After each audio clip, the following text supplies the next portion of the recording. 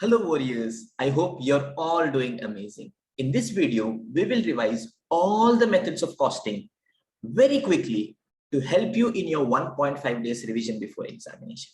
So let's begin. So I connect all the chapters of costing with this one master chart, which I call the world of costing.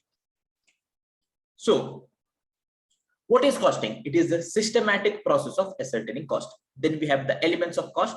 We have direct material, direct labor, direct expense, and overheads. Now, costing can be calculated for existing goods or services. Costing can also be calculated for new goods or services. For existing goods or services, we have two objectives. First is to calculate the cost, to know what the cost is. And second is to try and reduce the cost. Calculating cost is called as cost ascertainment, and trying to reduce the cost, it is called as cost control. And for new goods or services, we are taking a decision whether to manufacture it or not, whether to accept the offer or not. Now we are here in the existing goods or services. So we have already manufactured existing goods or services. We want to calculate the cost. For that, we have different methods of costing. Why do we have different methods of costing? For different industries. So what are all the methods of costing? We have job costing, we have contract costing, we have service costing, we have unit costing, we have batch costing, and we have process costing. Job costing. It is used in jobbing industry where goods or services are manufactured as per the specific requirement of customer. Say for example, we manufacture furniture as per the specific requirement of customer. Okay. There is a repairs and maintenance. Okay. There is repairs of car. It is made as per the specific requirement of customer. If he has a problem in engine, we check the engine. We don't go and change the tires. So as per the specific requirement of customer. Next, we have contract costing. It is used by contractors. That is where goods or services are manufactured as per the specific requirement of customer. So in both the cases, job as well as contract, okay, we are providing goods or services as per the specific requirement of customer. Then what is the difference between the two? Job costing is generally for a period which is less than 1 year. Contract costing is for a period which is greater than 1 year. So in job costing, profit apportionment is not required. But because contract is for a period greater than 1 year, profit apportionment is required. Clear? Then we have service costing. Where do we use it? It is used in service industry to calculate the cost of providing services. It is used where generalized services are provided. So say for example, now services are involved. Services can be specific services or generalized services. If it is generalized services, we apply service costing. If it is specific services, then we see the period. If it is for a period up to 1 year, we apply job costing. If it is for a period greater than 1 year, we apply contract costing. Clear? Then we have unit costing or output costing. It is used where a company manufactures only single type of identical goods throughout the period. Plus the goods are manufactured in just a single process. Clear? Then we have batch costing. Where do we use batch costing? It is used where goods are manufactured in batches or lots. Say for example, we are manufacturing COVID vaccine. We are manufacturing 1 lakh units of COVID vaccine. So we are manufacturing in one big lot. So at that particular time, we use batch costing. Next, process costing. When do we use process costing? We use process costing when raw material goes through more than one process to become finished goods. Here, this is a very small, brief introduction of all the methods of costing. Now we'll dive deep and discuss each of the methods of costing. So all the methods of costing together comes for 28 to 35 marks in our examination. Our attempt is to revise it very quickly from the exam perspective. So first we'll discuss job costing, batch costing, and output costing. So where do we use job costing? So it is used in jobbing industry where goods or services are manufactured as per the specific requirements of customer. This is the keyword here. Okay. Example, furniture is manufactured as per the specific requirement of customer, or repairs of car as per the specific requirement of customer. Okay. How do we maintain the records? We maintain the records job wise. Why? Because we want to know the cost per job. Based on that, we want to get the profit per job and determine the revenue per job. Okay. What are the special items here? First thing to be remembered is goods or services are provided as per the specific requirement of customer. So every service provided or every good provided is different. No two goods or services are identical. So cost of different units is not the same. Suppose I'm manufacturing a table for customer A and I'm also manufacturing a table for customer B. The cost of these two are not the same, because for customer A, I'm using different set of materials, different design and everything. And for customer B also, we're using different set of designs and material. So cost of different units are not the same in job costing. That is why we maintain job-wise records. Next, how do we get question in examination? Question would generally be to prepare a cost sheet for a job. So what we have to do, they'll give us direct material, direct labor, direct expense, overhead. The method of apportionment would be given. Based on that, we get the prime cost. We add overheads. Okay, based on that, we get the total cost per job. They would give us either the profit per job or revenue per job. Based on that, we calculate the balance figure. Simple. Job costing is pretty simple. Next, let's come to batch costing. Where do we use batch costing? We use batch costing where goods are manufactured in batches or lots. Say, for example, we are manufacturing vaccine. I won't manufacture just one vaccine. I'll manufacture, say, 1 lakh vaccines. Okay. So, or we are manufacturers of mobiles. So we won't just manufacture one mobile. In one single batch or in one single lot, we manufacture, say, 10,000 mobiles. Okay. So in such a scenario, to calculate the cost, okay, we use batch costing. Next, how do we maintain the records? We maintain the records batch-wise. Why? Because based on that, we get the batch-wise cost. We calculate the batch-wise profit and determine the batch-wise revenue. Clear? What are the special items here? First thing is, all items in a batch are identical. Say, for example, okay, the COVID manufacturing company has manufactured Covaxin number 101 and Covaxin number 102. Is there any difference between both the vaccines? No, both are exactly same. Both are identical. Suppose there is a company which is manufacturing MI10 phone. So MI10 phone and MI10 phone. Is there any difference between the two? No. So all the units which are manufactured in a batch are identical. That's the first thing. So how do we get the cost per unit? We get it as total cost in the batch divided by number of units in the batch. Say, for example, the total cost in the batch is 10 lakh and the number of units manufactured in the batch is 1 lakh. So we get the cost as 10 lakh divided by 1 lakh is equal to 10 per unit. Clear? And from the exam perspective, what do they ask? First thing is calculation of cost sheet. We've already discussed direct material, direct labor, direct expense. We get the prime cost. Method of overhead apportionment would be given. We get the overhead also. Okay, so we get the total cost. In batch costing, one more thing to be done is we divide the total cost divided by number of units manufactured in a batch. We get the cost per unit. Clear? And one more question which generally is asked in the exam is calculation of EBQ, economic batch quantity. This we'll discuss in some time. Next, we have output or unit costing. Where do we use this? It is used where only one type of uniform goods are manufactured throughout the year. Okay, and plus goods are manufactured in a single process. Because if it is manufactured in more than one process, we apply process costing. Clear? What are the examples? Electricity, mining, etc. This is very simple. Okay, we don't have to do anything. We just have to get the total cost, divide by the number of units, we get the cost per unit. Very simple. Why? Because ultimately we are manufacturing only one type of goods and that good is also identical. So there is no need to bifurcate the cost between material, labor, expenses, overheads, nothing. And whether you are following blanket rate, department rate or activity-based costing, the cost per unit will remain the same because we are manufacturing only one type of goods. So, and ultimately the entire cost would get distributed for that particular goods. So the cost per unit will be total cost divided by number of units. And when do we use it? When the company is manufacturing only single type of goods, plus goods are identical, plus goods are manufactured in a single process. Okay. Generally questions doesn't come from this topic because it is pretty simple.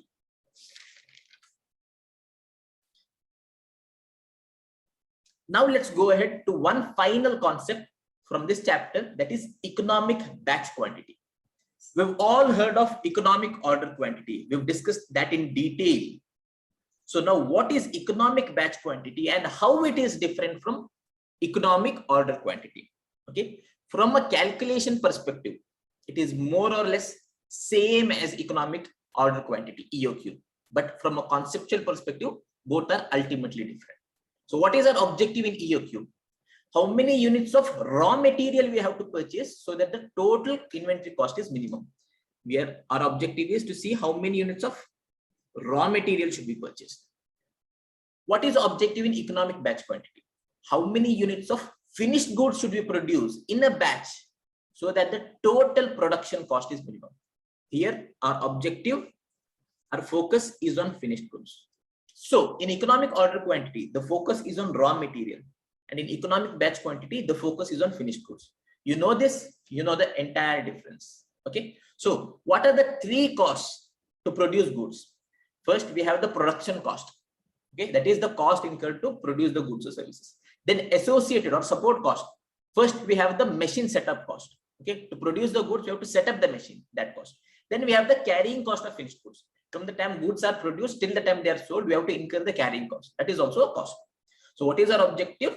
How many units of finished goods should we manufacture in a batch so that the total cost of production, that is the total of these three costs, is minimum.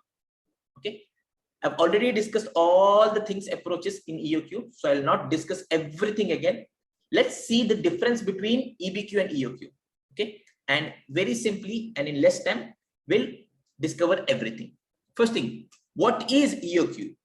Okay. What are we seeing in EOQ? How many units of raw material we have to purchase so that the total inventory cost is minimum? In EBQ, we are seeing how many units of finished goods to be manufactured in a batch so that the total cost is minimum. And what are the three costs? In EOQ, we have the purchase cost of raw material, we have the ordering cost, then we have the carrying cost of raw material.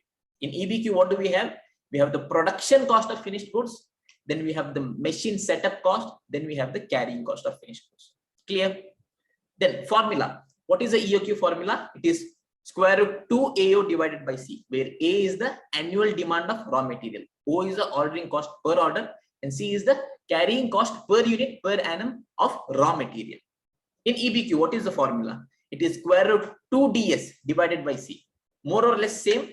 Okay. Instead of annual demand of raw material, here we have demand of finished goods.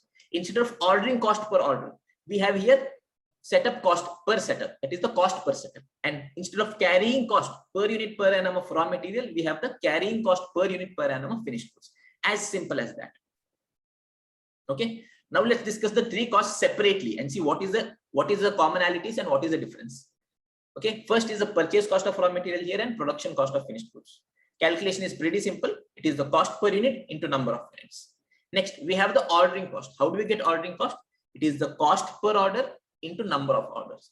And how do we get the number of orders? Say, for example, in a year, I want 10 lakh units of raw material. And every time I'm placing an order, I'm placing an order for 1 lakh. That is the annual demand of raw material divided by order quantity. I get the number of orders. Clear? Then we also discussed that when the ordering quantity increases, the number of orders decreases and accordingly ordering cost decreases. Similarly, everything is same in terms of calculation perspective for setup cost as well. How do we get the total setup cost? It is the cost per setup into number of setup. Say, for example, the cost per setup is 1000 and in a year I've done 10 setups. So it is 1000 into 10, I get the total setup cost is 10,000. Now, how do I get the number of setups? Okay, it's again simple. I get the total demand of finished goods. That is, in a year, I have to produce 10,000 finished goods divided by batch quantity. In a batch, I'm manufacturing 1,000 units of finished goods. So in a year, I want 10,000 finished goods, and in a batch, I'm manufacturing 1,000 finished goods. So I'm manufacturing in 10 different batches. Okay, that's how we get it. Again, the relationship is the same. When the batch quantity increases, number of batches decreases, and accordingly, the setup cost decreases. Clear? The third cost. In EOQ, we have the carrying cost per unit per annum of raw material. Here we have the carrying cost per unit per annum of finished goods. How do we get the carrying cost? It is carrying cost per unit per annum into average inventory. But in EOQ, we have the carrying cost per unit per annum of raw material, and average inventory is also of raw material. But in EBQ, the carrying cost is of finished goods, and the average inventory we consider is also of finished goods. Clear? So what is the total outcome? In EOQ, we get the ordering quantity at which the total of ordering cost and carrying cost is minimum. In EBQ, we get the batch quantity at which the total of setup cost and carrying cost is minimum. Clear? So this is about EBQ. We have some supporting concepts for EBQ. So one is the calculation of optimum production runs. That is how many production runs I should do in a year if I'm manufacturing as per EBQ. Say for example, in one run, the EBQ comes to 1 lakh units. So it is telling in one batch, in one production run, manufacture 1 lakh units. And in a year, I have to manufacture 10 lakh units. So how many production runs I have to do? Simple, I do it 10 lakh divided by 1 lakh. So what is 10 lakh here? It is the yearly demand of finished goods. And what is 1 lakh here? It is the economic batch quantity. So the number of optimum runs is equal to the yearly demand of finished goods divided by economic batch quantity.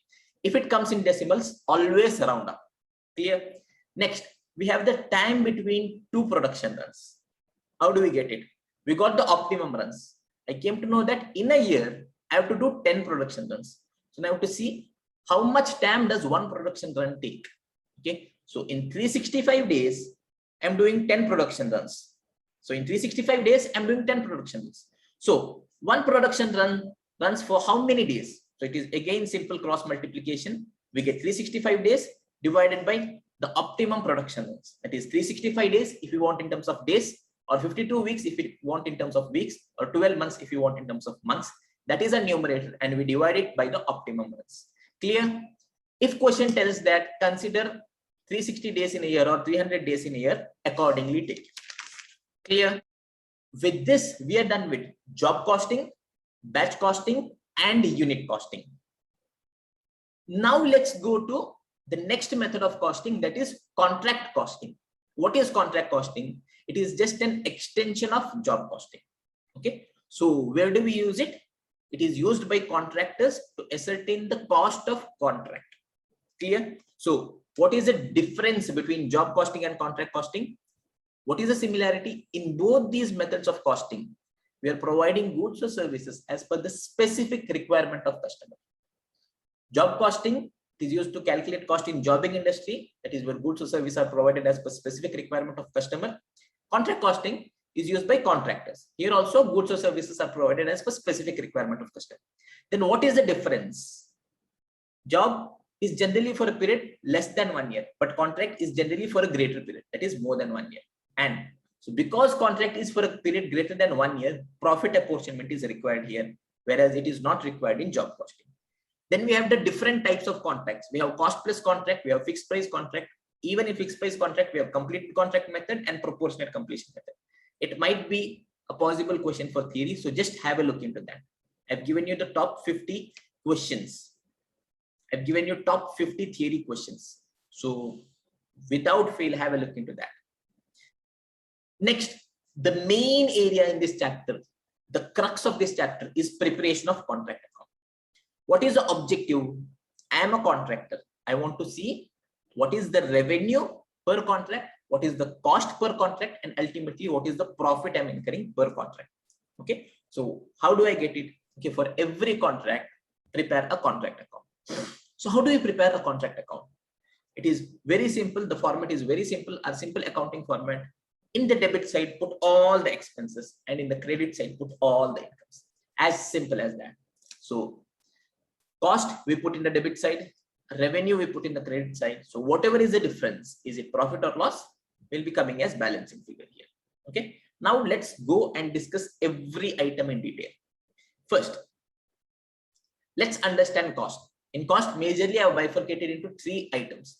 First, we have material, then we have depreciation, then we have all other expenses. Clear? So what is the golden rule? All expense we debit. Okay, and all income we credit. So if we have income, we credit, or if we have any reduction from cost, that also we treat it as income and we put in the credit side. Okay, so income or reduction of expense, we treat it as income, and we accordingly we put it in the credit side.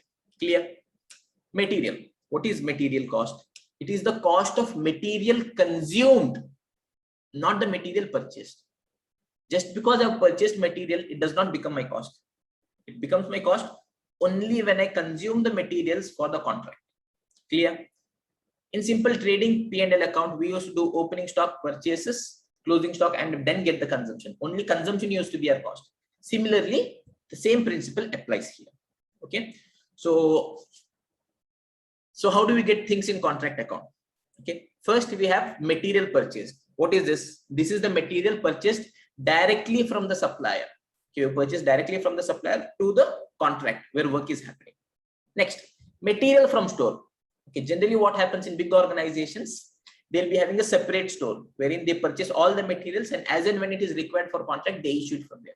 So if you get any material from store, that will also be put in the debit side because it is our expense.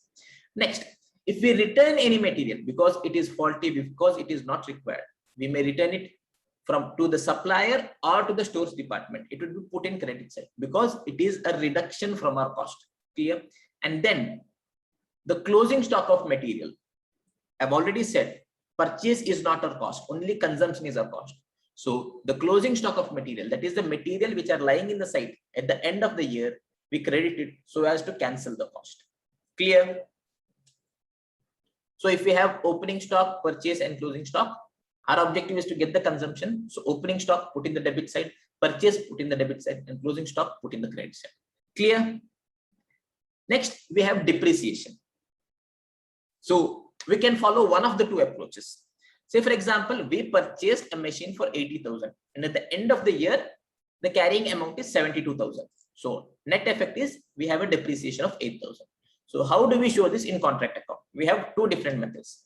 First thing is to treat the 8,000 depreciation as expense in the debit side. That is in debit side, right? To depreciation 8,000.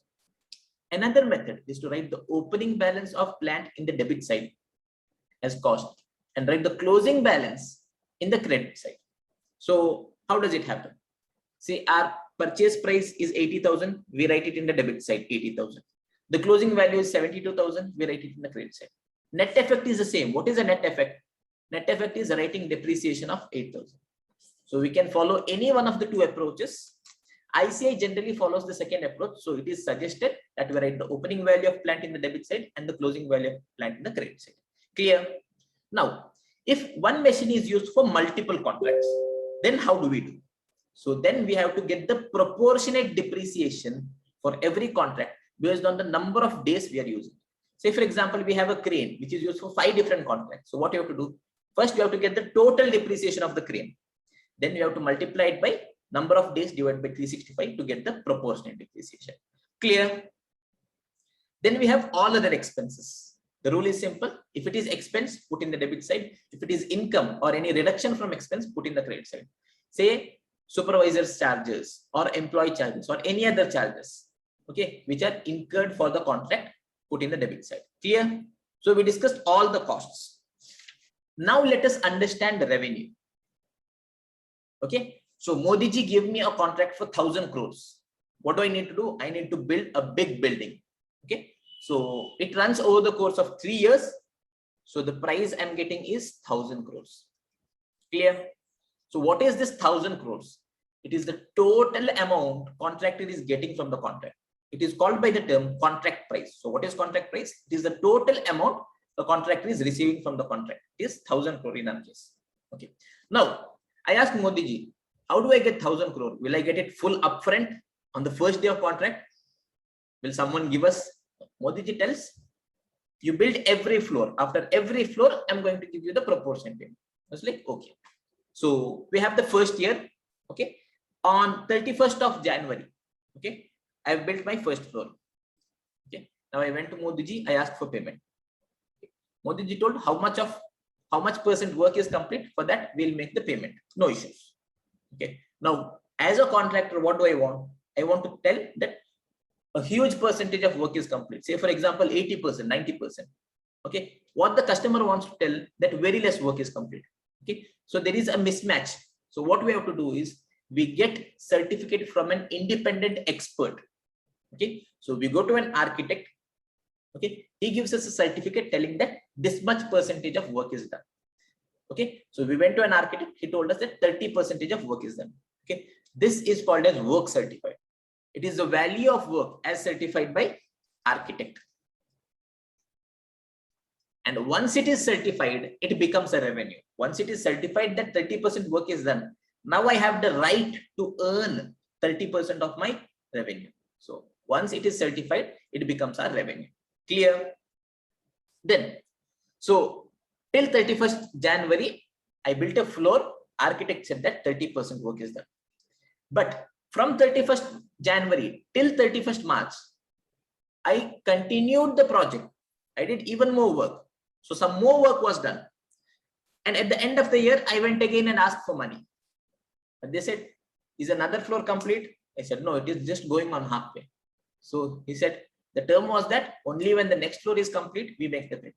So I didn't get the payment. Okay, clear? So this is called as work uncertified. What is work uncertified? It is the amount incurred from work certified till the end of financial year. Okay, is it a revenue for us? No. When do we get revenue? Once it is certified by architect. It is not revenue, but cost is incurred. So what we do is there would be a mismatch. See, in the cost side, we put cost for 12 months. But when you're putting the revenue, we are putting it only for 10 months. So there would be a mismatch. So what we have to do is we have to cancel the cost of 2 months.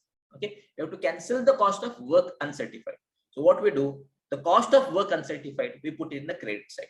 So net effect is we only have the revenue from work certified. We only have the cost of work certified.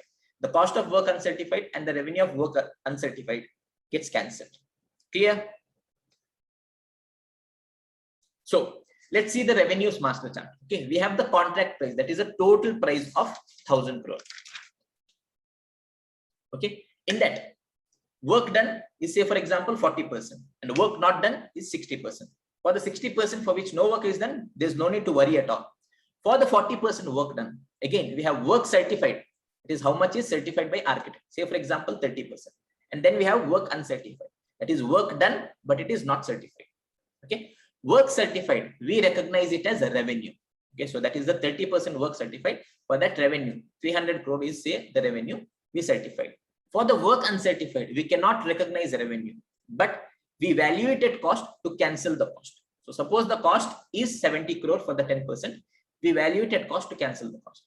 Even in work certified, 300 crore is a work certified. Do I get the entire amount? Maybe yes, maybe no. Generally, they would not give the entire amount. They would retain a small portion. So in 300 crore, suppose 80% of the money is given. That is a cash received. 80% of 300 crore, that is 240 crore. And the balance amount is retained, telling that we will make you the payment once the entire contract is complete. So that is called as retention money. So clear with this? Now let us understand profit. Profit is simple. It's the balancing figure. We have revenue in the credit side. We have cost in the debit side. The difference is profit or loss.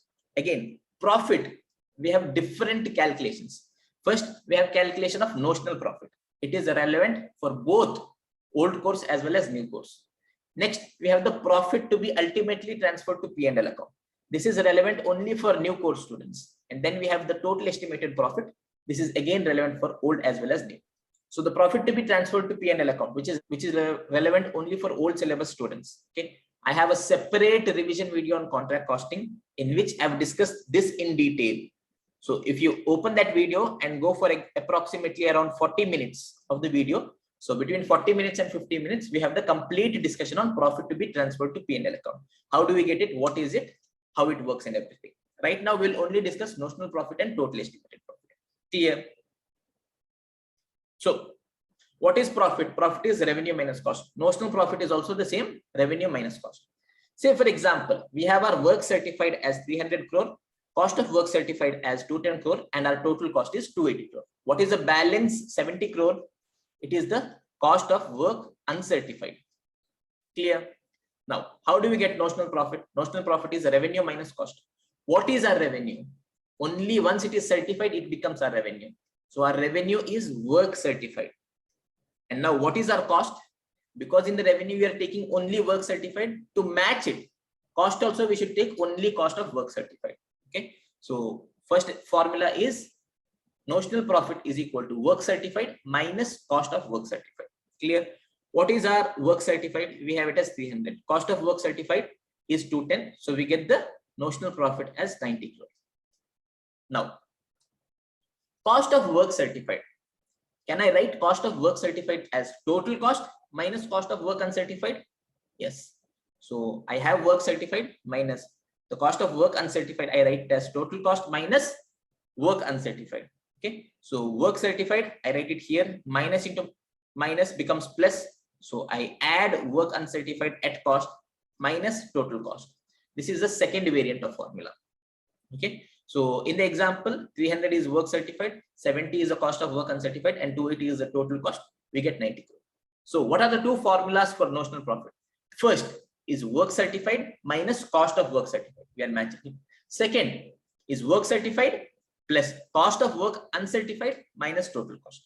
Clear? Again, profit to be transferred to P&L. Watch the revision video from 40 to 50 minutes. It is relevant only for old syllabus. Next, we have the calculation of total estimated profit. Again, we'll go from basics. What is profit? It is revenue minus cost. So what is total estimated profit? There should be something which is estimated. Okay, the contract is not fully complete. So we are estimating some portion. What are we estimating? Revenue would generally be fixed. Okay, because beforehand only they tell us that the revenue is 1,000 crore. They give us the contract price. So revenue, we get the contract price beforehand. So it is fixed. The only thing that might vary is our cost. Okay, so we take the total estimated cost. So total estimated profit is equal to contract price minus total estimated cost. How do we get the total estimated cost?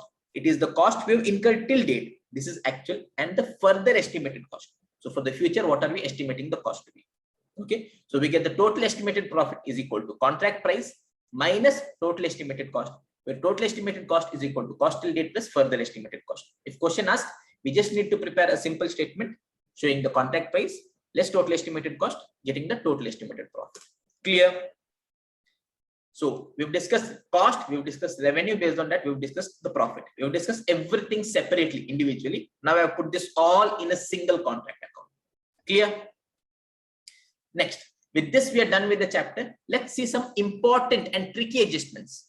Okay. First thing is material or machine which is sold at profit or loss. Say, for example, I've purchased a material at 10,000 rupees and I've sold it at 12,000 rupees. So I got a profit of 2,000 rupees. So what should I do with this profit? Okay. Option number one is leave it as it is. We will have a 2,000 profit, which will be treated as notional profit, because ultimately it comes as 12,000 is our revenue, 10,000 is our cost, 2,000 is our profit. But when we are preparing contract account, what is our objective? We want to see the profit from the contract. This is not from the contract. This is from purchase and sale of material. So ideally, this should not be included. That's the first reason. Second reason is the profit we are getting from contract is generally distributed over a period of time, say 3 years or 5 years. Okay, but this profit, okay, this is earned immediately. The entire amount is earned immediately. So right now only I have to transfer it to P&L. So the profit or loss from sale of material or machine is immediately transferred to costing P&L. Clear? That's the first important point. Next is escalation revenue. This is applicable only for fixed price contract. Say we've set the contract price as 1,000 crore.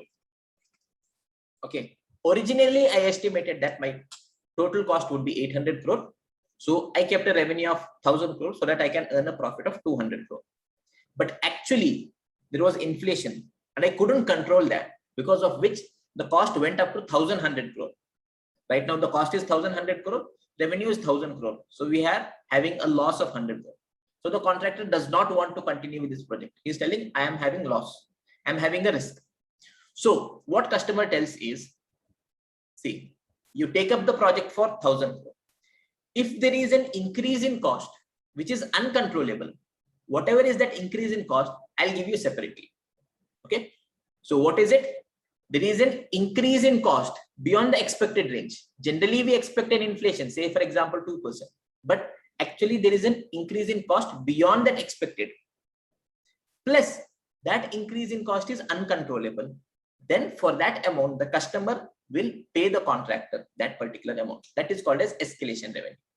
How do we get it? Say the estimated cost is 800 crore and the actual cost is 1,100 crore. Will the customer pay the entire 300 crore?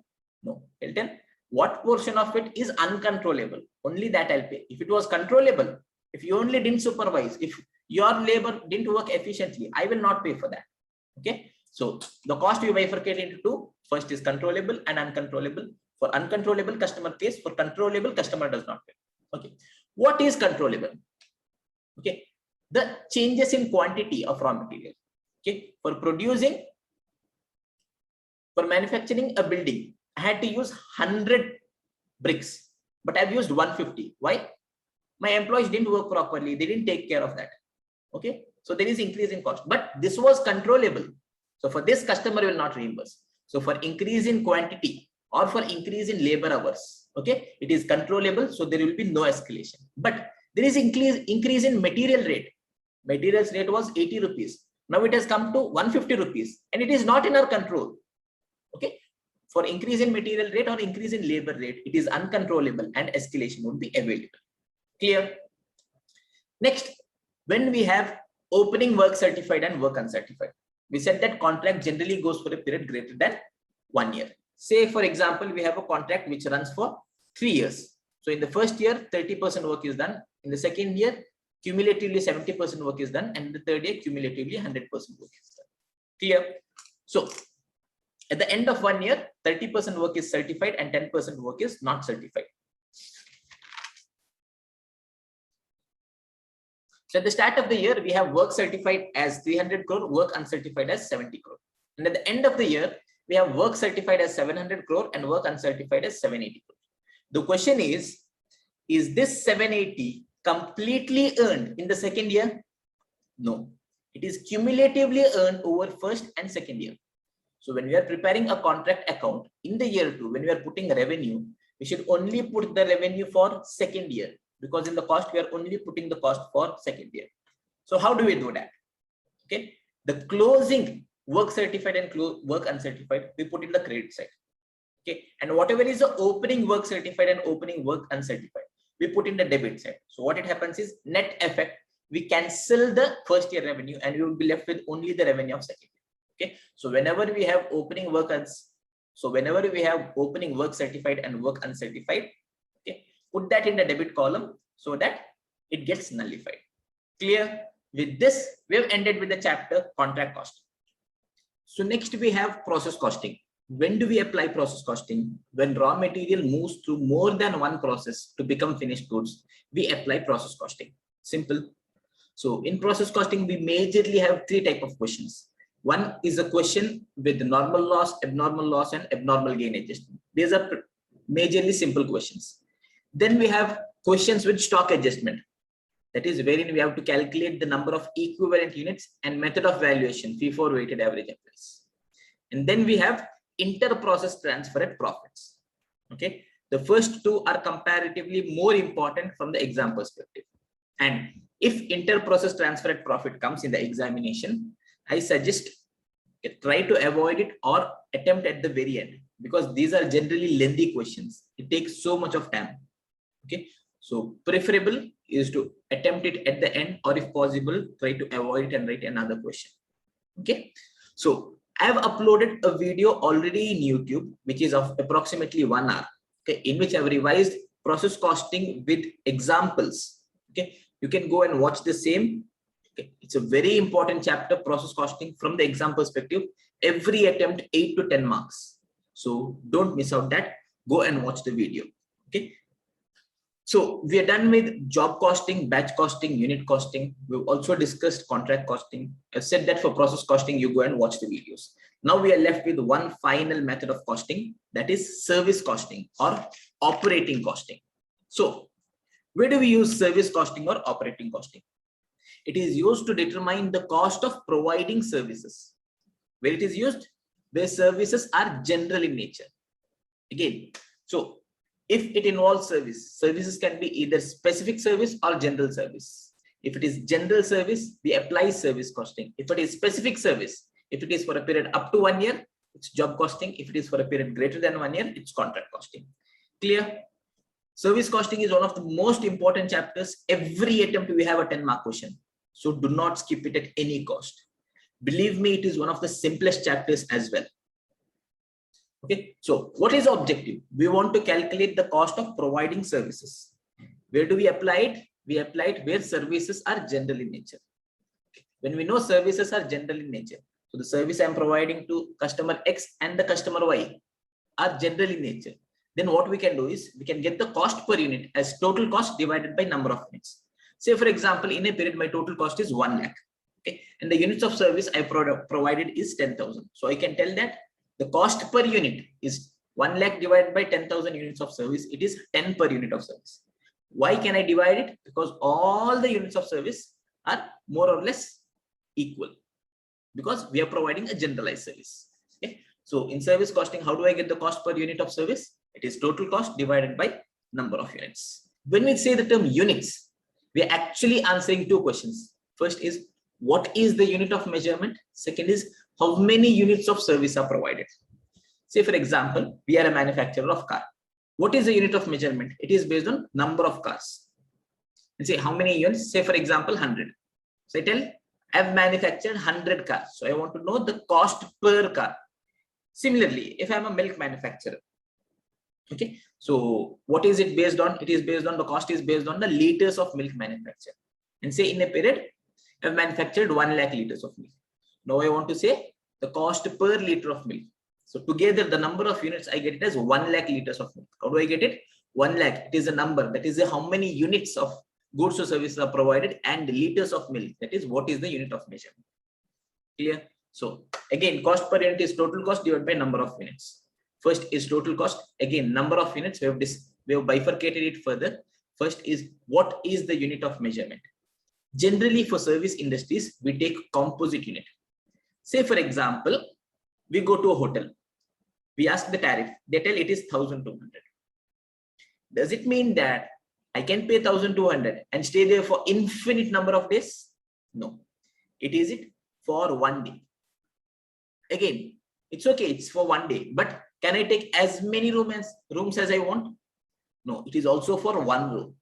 So the cost depends on the number of days I'm staying. It also depends on the number of rooms I'm taking.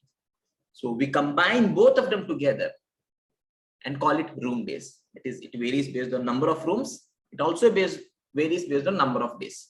So generally in services, we take composite unit of measurement. Clear? Now, to get the answer, how many units of service are rendered? Okay, we have to always see the effective service rendered. I'll give you an example. Suppose I am an ambulance driver. Okay, in a year, I incurred a cost of 20 lakh. I'm giving social service, so I don't want to charge profit from anyone. I just want to recover my cost. Okay. So in a year, I've traveled 1 lakh kilometers in total. In that 60,000 kilometers, I've traveled with patient, and the balance 40,000 is without patient. When I need to go pick up the patient and from the hospital back again and all those things is 40,000 kilometers. So now, if I divide 20 lakh rupees by total 1 lakh kilometer, that is a total distance traveled, I get the cost as 20 per kilometer traveled.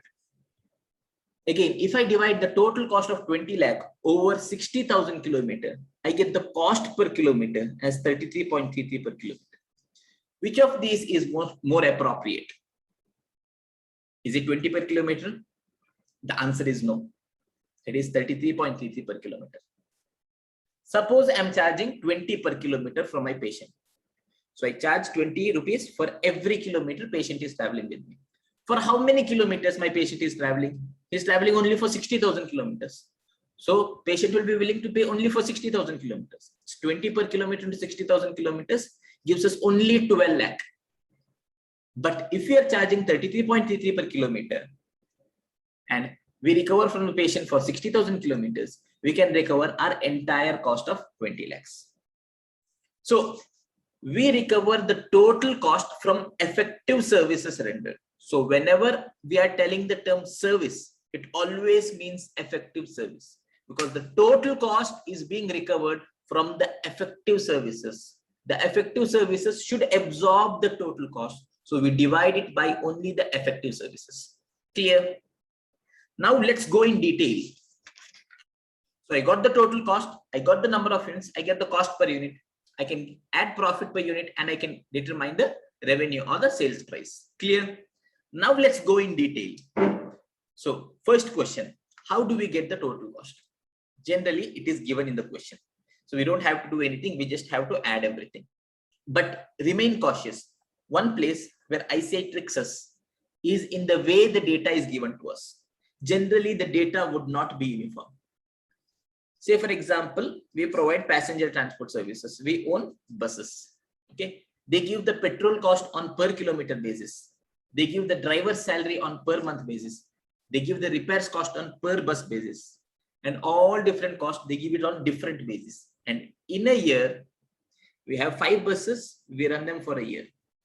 So now all these costs, the petrol cost, I don't want it for per kilometer. I want it for 1 year for 10 buses together. What is the petrol cost? The driver cost for 1 year for 10 buses. What is the driver cost? So the total cost I should take for 10 buses for 1 year. Even the denominator, the number of units, that also I should take for 10 buses for 1 year. So this is the important thing to be remembered. This is where most students commit a mistake. Okay, ensure your data is uniform. As simple as that. Next, we got the cost. The cost data is given in question. How do we present it? Present it in the form of a simple cost sheet. Okay, bifurcate all the costs between fixed cost, variable cost, and semi-variable cost, and then based on that we get the total cost. We add the profit, we get the revenue. And semi-variable cost, if we have repairs and maintenance in the question, ICAI always considers repairs and maintenance as semi-variable cost. Always remember that. Clear? See, service costing is actually very simple. We just have to prevent ourselves from doing very silly mistakes. Remain logical, remain calm, and solve the questions. You get it right. Now, let's go to the denominator. That is the number of units. I said units based, the number of units depends on 2 factors. First is what is the unit of measurement? We told it is generally composite units. And then how many units of services are provided? We said we generally calculate the effective service provided. Okay, we have different industries, and for every industry, let us go deep and see what happens. First, we have passenger transport service. So what does the cost depend on? Firstly, it depends on number of passengers that are traveling. Secondly, it also depends on number of kilometers the passenger is traveling. So together we call the term passenger kilometers. So how do we get passenger kilometers? It is a number of passengers into number of kilometers traveled. Suppose I have a bus of which can carry 50 people. On an average, only 80% people travel in the bus. So what is the number of passengers? We always said we should calculate effective services. So how do we get? It's 50 into 80%. That gives us 40 rupees. That gives us 40 passengers. That is seating capacity into percentage occupied gives us the number of passengers. Next, the number of kilometers traveled. Say for example, we travel from point A to point B. The distance is 10 kilometers and we take 5 round trips in a day. We operate for 25 days in a month and we work for 12 months of the year. So what is the total number of kilometers traveled? How do we get? So from point A to point B, we travel 10 kilometers. That is one side. Again, if you go from point A to point B, we should come back from point B to point A as well. So it is again 10 kilometers. That makes us 20 kilometers per trip. Again, similarly, we do 5 such round trips. So it is 20 kilometers into 5. It is 100 kilometers in a day. This is per single trip. This is for a round trip. This is for a day. We multiply it by 25 days. We get it for a month. We multiply it by 12 months. We get it for a year. Simple. No need to remember formula. Just visualize the data. Okay. I'll give you a pro tip to solve all questions of service costing. You don't need to remember any formula. Just know that the cost per unit is total cost divided by number of units. Visualize the data. Draw it in rough. Try to visualize what the question is trying to tell us and put yourself in that shoes. You will get the answers automatically. And go cautiously, go slow. Don't make silly mistakes. Students generally make silly mistakes in service costing. Okay, so we are done with passenger transport service. Next, let's go to goods transport service. What is the cost based on? Cost depends on the weight we are transporting. That is based on the tons or kgs or quintals. It also varies based on the kilometers we are traveling. So combining them together, we give a term 10 kilometers. So how do we get 10 kilometers? So it is a number of tons into number of kilometers. So how do we get it? Say we have point A to point B. The distance is 10 kilometers. While going from point A to point B, we transport 10 tons. While coming back, we transport 1 ton. How do we get the total 10 kilometers? So in the outward journey, we transport 10 tons for 10 kilometers. So 10 into 10, we get it as 100 ton kilometer. While coming back, we transport 1 ton for 10 kilometers. We get it as 10 ton kilometers. So totally, we have 110 ton kilometers. Again, visualize the data. You get the answers yourselves. Now, this calculation of ton kilometers, we have two different approaches. First is absolute ton kilometers. Second is commercial ton kilometers. What is it? Absolute ton kilometers means the actual ton kilometers, the exact amount. Now the calculation which we did, that is individually we see the tons we are transporting and the kilometers for which we are transporting. So we total all of them. That is absolute ton kilometers. It is individual tons into kilometers and we make a total of it. That is absolute ton kilometers. So what is commercial ton kilometers? For commercial purpose, it becomes very difficult to get the exact data because a lorry transports so many goods, and in every intermediate point, it might load more goods or remove certain goods. So to calculate the exact ton kilometer becomes difficult. So what we do for commercially to make it easy and viable, okay? So it is again number of tons into number of kilometers. Kilometers, we would get the total kilometers based on meter reading. So we take the total kilometers, and for tons, what we do is we take the average tons. So commercial ton kilometer is equal to average ton into total kilometers. Whether the answer as per absolute and commercial ton will be same, no, it will not be same, but it would be more or less in the same range. That allows us to set more or less a fair price. Clear? Next, for the hotels, what does the cost vary on? It depends on the number of rooms.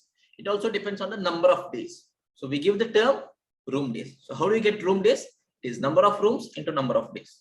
And how do we get the number of rooms? We want the effective rooms. Say a hotel has 50 rooms, but in 50 rooms, whether all 50 rooms are occupied? No, only 80% are occupied. So we get total rooms into percentage occupied. We get the effective rooms occupied into number of days. Clear? Then hospitals, it depends based on patient days. It depends based on number of patient. It also varies based on number of days. So we coin the term patient days. How do we get it? Number of patient into number of days. Again, number of patient. What does it vary on? The number of beds available in the hospital and percentage occupied. Clear? So similarly, we can go on doing this for every industry which provides generalized services. Clear? Majorly, we have these 4 industries. And in the priority, I say generally ask either from passenger transport or from goods transport. They are the most important. These 2 are also important, hotel and hospital. And similarly, they can give you any random industry which provides generalized services. Clear? This is all about service costing. Now, let's see some important things to be remembered from the exam perspective. Okay. So units of service when more than one category of service is being provided. We said that when we are telling service, we refer to the effective services provided. Okay. And when more than one category of service are there, we should also calculate the equivalent service provided. Why equivalent service provided? Because ultimately we want to divide the total cost divided by services. So if we are providing different category of service, we should convert all of them into one equivalent category of service so that we can divide it, get the cost per unit, and based on that we can set the revenue. Clear? So how do we get the equivalent service? So here we have an example of a hotel. So they have single rooms. They have 100 single rooms which are occupied 100%. They have 50 double rooms which are occupied 80%. They have 30 triple rooms which are occupied 60%. Okay. And then question also gives that for a double room, we are charging 2.5 times of single room. And for a triple room, we are charging 2 times of double room. And in a year, we operate for 360 days. So for a single room, if we are charging ₹1, that means for a double room, we are charging 2.5 times of ₹1. That would be ₹2.5. And for a triple room, we would be charging 2 times of double room. That is 2 times of double room is 2.5. That gives us 5. Based on this, we equate and get the equivalent services. Okay. So 100 rooms are 100% occupied. So in a day, 100 rooms are occupied into 360 days. Okay. So we get the total number of rooms occupied for a year. We multiply it by 1. Okay. That is equivalent single rooms. Again, for double rooms, 50 rooms are 80% occupied. We get it for a day. We multiply it by 360. But this is the actual number of double rooms occupied. We want the equivalent single rooms. So we multiply it by 2.5. Again, triple rooms, 30 rooms in a day, 60% occupied, multiplied by 360 days. We get the triple rooms occupied. We want to get the equivalent single room. So we multiply it by this. So when we add all of them, we get in a year, 1,04,400 equivalent single room days are occupied. Now we have the total cost. Say for example, the total cost is 1 crore. We divide by the single room days, 1,04,400. We get the cost per single room day. We got the cost per single room day. Say for example, cost per single room day is 10 rupees. Then based on that, we can get the cost per double room day as 2.5 of 10. It is 25. And the cost of triple room day as 5 times of 10. That is 50 rupees. Clear with this? So this was a very fast revision of service costing. Service costing is very simple. Okay, you just have to be cautious and avoid silly mistakes. We have a detailed 1 hour revision of service costing, wherein I've discussed so many questions from ICAI. We have solved 6 to 8 questions in that limited time frame. It is available on YouTube. So if you want more information, if you want to solve questions together, you can refer to that revision video. Clear? So just to summarize service cost again, we are providing generalized services. So the cost per unit will be total cost divided by number of units. Total cost. How do we do?